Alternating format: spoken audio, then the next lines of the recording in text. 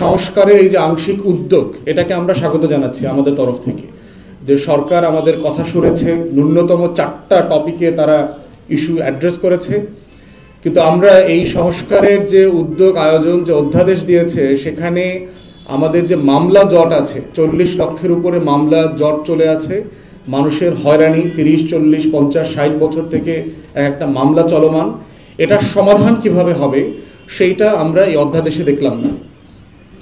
দ্বিতীয়ত হচ্ছে যে আমরা আইন মন্ত্রণালয়ের কাছ থেকে আশা করেছিলাম যে গত আওয়ামী ফ্যাসিবাদী আমলে যে 1,32,000 রাজনৈতিক মামলা হয়েছে, যেখানে আপনার 60 লক্ষের মতো আসামি এবং 1 কোটি মানুষ পলাতক জীবনযাপন করেছেন গত 16 বছর, সেটার সমাধানের জন্য আমরা ক্রিমিনাল কেসেস রিভিউ কমিশনের প্রস্তাব করেছিলাম।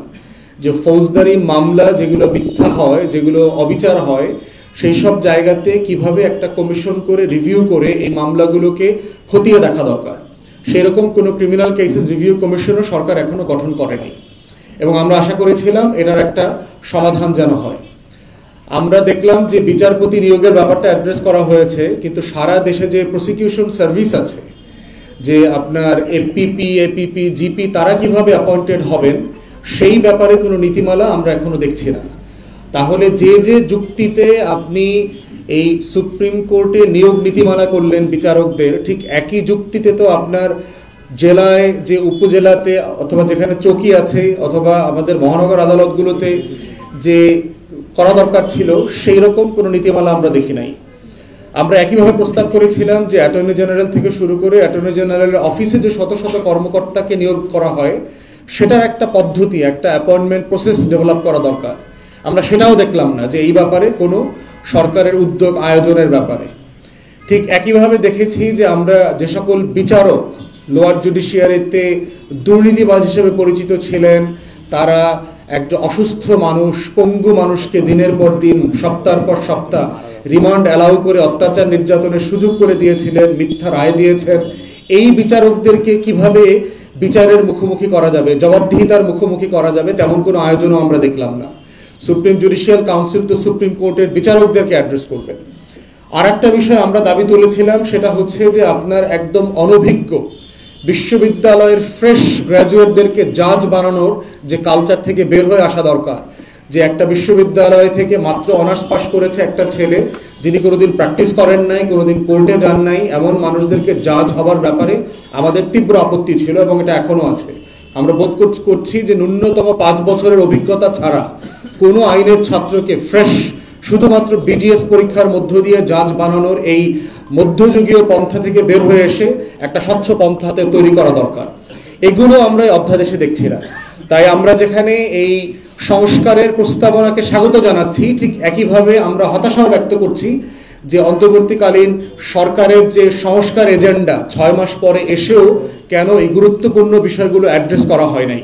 তাই আমরা আইন উপদেষ্টা থেকে শুরু করে সংশ্লিষ্ট যারা আছেন, প্রধান বিচারপতি, অ্যাটর্নি জেনারেল, তাদের সবাইকে আবার আহ্বান করছি, আবার দৃষ্টি আকর্ষণ করছি যে আমাদের আগের যে 15 দফা ছিল, 3-4 দফা বাদে যেটা আপনারা অ্যাড্রেস করেছেন, সেই দফাগুলো মানুষের, নাগরিকদের প্রতিদিনকার ভোগান্তি এখনো দিয়ে চলেছে। অতএব এই কোটি কোটি মানুষের ভোগান্তি থেকে বিচারিক ইনসাফ কায়েম করবার যে দায়, সেই দায় থেকে আপনারা এই বিষয়গুলোকে সংশোধন, সংস্কারের মধ্যে নিয়ে আসবেন অতি দ্রুত সময়ে। তো এ পর্যায়ে আমি ব্যারিস্টার জোবায়েরকে বলছি যে নতুন অধ্যাদেশ নিয়ে তার প্রতিক্রিয়া বলবার জন্য। 21 জানুয়ারি 2025 তারিখে নতুন একটি গ্যাজেটের মাধ্যমে প্রকাশিত বিচারপতি নিয়োগ সংক্রান্ত অধ্যাদেশ 2025-এর ব্যাপারে মূল্যায়ন এবং পর্যালোচনার জন্য আজকে আপনাদের সাথে একত্রিত হয়েছি। এবি পার্টি 1 অক্টোবর 2024 তারিখে 15 দফা দাবি পেশ করেছিল বিচার বিভাগের সংস্কার করবার জন্য। ব্যারিস্টার ফুয়াদ ভাই ইতিমধ্যে এগুলো নিয়ে আপনাদের সামনে ব্রিফিং করেছেন। এই 2025 সালের 21শে জানুয়ারি যে বিজ্ঞপ্তির মাধ্যমে, গ্যাজেট বিজ্ঞপ্তির মাধ্যমে অধ্যাদেশটি জারি হলো, সেই অধ্যাদেশের এটা একটা পজিটিভ দিক। এবি পার্টি মনে করে এটা একটা ইতিবাচক পদক্ষেপ সরকারের বিচার বিভাগের সংস্কারের ক্ষেত্রে, এবং এই জন্য এবি পার্টি এটাকে সাধুবাদ জানায়। পাশাপাশি এবি পার্টি মনে করে এখানে যে সংস্কারের কথা বলা হয়েছে, এগুলো অত্যন্ত আংশিক সংস্কারের প্রস্তাবনা দেওয়া হয়েছে, এবং পুরো বিচার বিভাগে মানুষের ভোগান্তি দূর করতে হলে, জনমানুষের যে দুর্ভোগ আছে এবং 40 লাখের উপরে যে মামলার জট আছে সেগুলো থেকে মানুষকে মুক্তি দিতে গেলে আরও অনেক বেশি সংস্কার প্রয়োজন, এবং মনে করে যে দ্বিতীয় যে রিপাবলিক এর আকাঙ্ক্ষা নিয়ে এই আন্দোলন এখন চলছে, আমাদের জনগণের যে আকাঙ্ক্ষা আছে সেটি বাস্তবায়ন করবার জন্য যে সংস্কার প্রয়োজন তার শুধুমাত্র আংশিক সংস্কার এখানে প্রস্তাবনা আছে। যে সংস্কারটি প্রস্তাবিত হয়েছে গ্যাজেট বিজ্ঞপ্তির মাধ্যমে, সেই সংস্কারটি সম্পর্কে আমাদের কিছু মূল্যায়ন আছে।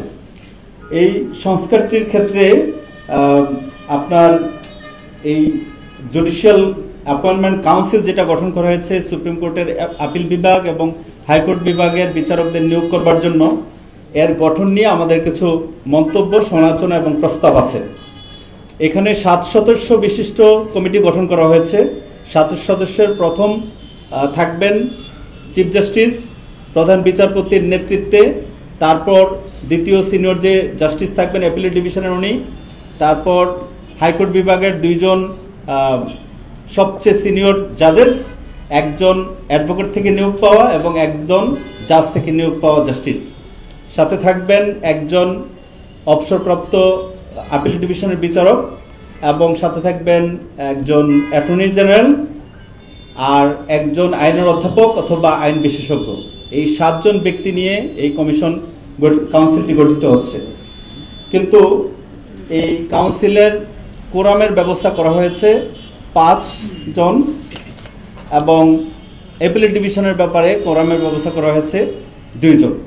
তো এই সম্পর্কে আমাদের মন্তব্য হলো, এই যে কনস্ট্রাকশনটা হয়েছে, কম্পোজিশনটা হয়েছে, এই কম্পোজিশনটার ব্যাপারে আমাদের আপত্তি আছে। কারণ হলো, এখানে যাদেরকে সন্নিবেশিত করা হয়েছে এই 7 জনের মধ্যে 7 জনই আইন অঙ্গনের মানুষ। এই যে আইনের দৃষ্টিভঙ্গি এবং সমাজের দৃষ্টিভঙ্গি দুইটা একসাথে যদি না হয়, সমাজের পারসেপশনের সাথে যদি আইনজীবী এবং যাদের পারসেপশনের মিলন না ঘটে, এবং সমাজ যদি মনে না করে যে বিচারটা আমাদের জন্য হচ্ছে, এই যে justice has to be seen to be done, এই যে মানে আইনের একটা বয়ান, এটা যদি মানুষ না দেখতে পারে, তাহলে আলটিমেটলি বিচার যে এখানে হচ্ছে, জাস্টিস যে হচ্ছে, এটা কি প্রমাণ করা যাবে না। এজন্য আমাদের প্রস্তাবনা হলো, কানাডা, ইংল্যান্ড সহ, অস্ট্রেলিয়া সহ কমন ল কান্ট্রিজ যারা আছে তাদের ওখানে লে পিপল সেখানে রাখা বাধ্যতামূলক থাকে। লে মেম্বার থাকবে, সাধারণ লোকজন থাকবে, মনস্তাত্ত্বিক থাকতে পারে, সাইকোলজিস্ট থাকতে পারে, আপনার সোশ্যোলজিস্ট থাকতে পারে, সাহিত্যিক থাকতে পারে, যারা জাজদের চিন্তাভাবনা, আচরণ নিয়োগের ক্ষেত্রে বিচার করবে। যদি সাধারণ মানুষের দৃষ্টিতে তারা একজন সাউন্ড মেন্টালিটির ব্যক্তিকে জাজ না বানায়, শুধুমাত্র আইনের দৃষ্টিকোণ থেকে আইনের পরীক্ষার মাধ্যমে জাজ বানায়, তাহলে আমরা হয়তো ভবিষ্যতে দেখতে পাবো। আমরা আশা করছি কমিশন এগুলোকে গুরুত্ব দিয়ে দেখবে এবং এই বিষয়টা পরিবর্তন করবে এবং সাধারণ মানুষ, সাধারণ সদস্যদেরকে এখানে সন্নিবেশ করবে। দ্বিতীয় আমাদের যে অভিযোগ সেটা হলো কোরামের সংক্রান্ত। হাইকোর্টের বিচারক নিয়োগের ক্ষেত্রে, কোরামের ক্ষেত্রে একটা কথা আছে যে এখানে আইনজীবীদের কোনো প্রতিনিধি নাই, এটার ব্যাপারে সমালোচনা হচ্ছে। আইনজীবীদের চাওয়া হলো এখানে আইনজীবীদের একজন প্রতিনিধি থাকতে হবে, জাজদের প্রতিনিধি আছে কিন্তু আইনজীবীদের প্রতিনিধি নাই। যদিও বলা হচ্ছে যে অ্যাটর্নি জেনারেল এখানে প্রতিনিধি, but attorney general is part of the government, সুতরাং তাকে মানে সরাসরি আইনজীবীদের প্রতিনিধি হিসেবে ধরা যাচ্ছে না। এজন্য আইনজীবীদের একজন প্রতিনিধি থাকতে পারে। অ্যাপিলেট ডিভিশনের ক্ষেত্রে আমাদের সবচেয়ে বেশি রিজার্ভেশন, কারণ ধারা 5(8) অব দি এই অধ্যাদেশ সেখানে বলেছে যে আপিল বিভাগের একজন বিচারপতি এবং অবসরপ্রাপ্ত একজন বিচারপতি নিয়ে চিফ জাস্টিসের নেতৃত্বে এই কমিটিটি গঠন করা হবে। আর বাকি 7 জনের 4 জন, এই যে হাইকোর্টের সবচেয়ে সিনিয়র 2 জন বিচারপতি, আইনের শিক্ষক এবং অ্যাটর্নি জেনারেল, এই 4 জন বাদ করবেন, তাহলে থাকবে 3 জন। এই 3 জনের মধ্যে 2 জন যদি একদিকে মত দেয় তাহলে সেটা পাশ হবে। যদি চিফ জাস্টিস 2 জন যদি দুই দিকে, চিফ জাস্টিস যদি অনুপস্থিত থাকে তাহলে 2 জনে কোরাম হবে। 2 জনে যদি কোরাম হয় এবং সেখানে 2 জন যদি 2 মত পোষণ করে তাহলে চিফ জাস্টিস সেখানে একটা ভোটিং পাওয়ার থাকবে। এই যে টাই ব্রেকিং যে ভোটিং পাওয়ার থাকবে, এর মাধ্যমে চিফ জাস্টিসকে অথবা যিনি সভাপতিত্ব করবেন তার স্থলাভিষিক্ত হিসাবে তাকে এই পরিমাণ ক্ষমতা দেওয়া হয়েছে, সে নিজেই চাইলে এই সিদ্ধান্ত গ্রহণ করতে পারে। তাহলে আমরা দেখছি যে অ্যাপিলেট ডিভিশনের জাজদের নিয়োগের ব্যাপারে একমাত্র চিফ জাস্টিস যদি নিজে চিন্তা করেন যে আমি তাদেরকেই এখানে অ্যাপয়েন্ট করব, সেটাও সম্ভব। সুতরাং আমরা মনে করি যে অ্যাপিল বিভাগের যে অ্যাপয়েন্টমেন্টের জন্য কমিটি আছে সেটা 3 জন থেকে বাড়িয়ে 5 জন করা হোক, এবং সেখানে লে পার্সন সহ আরও অন্যদেরকে ইনক্লুড করা হোক, এবং কোরামের পরিমাণ অন্তত 5 জন করা হোক, এবং সংখ্যাগরিষ্ঠের ভিত্তিতে এই সিদ্ধান্তটা নেওয়া হোক। আদারওয়াইজ এটা একটা স্বেচ্ছাচারী প্রতিষ্ঠানে পরিণত হবে। এবং চিফ জাস্টিস, আমরা আশা করি এখনকার চিফ জাস্টিস অনেক স্বাধীন মানুষ, অনেক ভালো মানুষ, কিন্তু একসময় হয়তো আমরা সবসময় ভালো চিফ জাস্টিস নাও পাইতে পারি, সবার ভালো রিজনিং নাও থাকতে পারে। তখন চিফ জাস্টিস অটোক্রেটিক ওয়েতে একাই সিদ্ধান্ত নিবে এবং একাই চিফ জাস্টিস যাকে ইচ্ছা তাকে অ্যাপয়েন্টমেন্ট দিতে পারবে। সুতরাং আমরা মনে করি এই কোরামের পরিবর্তন হওয়া দরকার। আমাদের তৃতীয় পর্যবেক্ষণ যেটা হলো সেটা হলো যে এখানে জাজ নিয়োগের ক্ষেত্রে অধ্যাদেশের 6(2) ক ধারাতে বলা হয়েছে তার বয়স হতে হবে 45 বছর, অথচ আমাদের সংবিধানের 95 ধারায় এখানে বয়সের কোনো উল্লেখ নাই, শুধুমাত্র যোগ্যতার কথা বলা হয়েছে। এখানে বলা হয়েছে শুধুমাত্র বাংলাদেশের নাগরিক হইতে হবে, আপনার সুপ্রিম কোর্টে 10 বছর প্র্যাকটিস থাকতে হবে হাইকোর্ট বিভাগে, অথবা বিচারক হিসেবে 10 বছর কর্মরত থাকতে হবে। ওখানে কোনো বয়সের ন্যূনতম সীমা নাই। তো যেহেতু সংবিধানে কোনো বয়সের ন্যূনতম সীমা নাই, সংবিধানে যেটা নাই তার চেয়ে বেশি কোনো থ্রেশহোল্ড যদি দেওয়া হয়, বয়সের কোনো ন্যূনতম বয়স যদি দেওয়া হয়, সেটা সংবিধান বিরোধী হয়। তো এই আইনটা যদি করতেই হয় তাহলে হয় সংবিধানকে পরিবর্তন করে নতুন সংবিধান লিখতে হবে এবং সেখানে এই ধারাটা সন্নিবেশ করতে হবে, অথবা এটা সংশোধন করতে হবে। কোনো একটা না করে এই অধ্যাদেশ চলতে পারে না।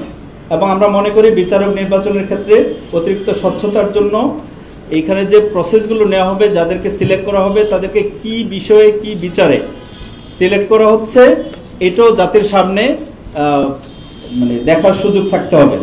এবং প্রার্থীদের মেধা, অভিজ্ঞতা, সততা এই সবগুলোই মূল্যায়ন করতে হবে, তাদের যোগ্যতা মূল্যায়ন করতে হবে, এবং বার কাউন্সিল এবং আইনজীবী নেতৃবৃন্দের পরামর্শ নিতে হবে।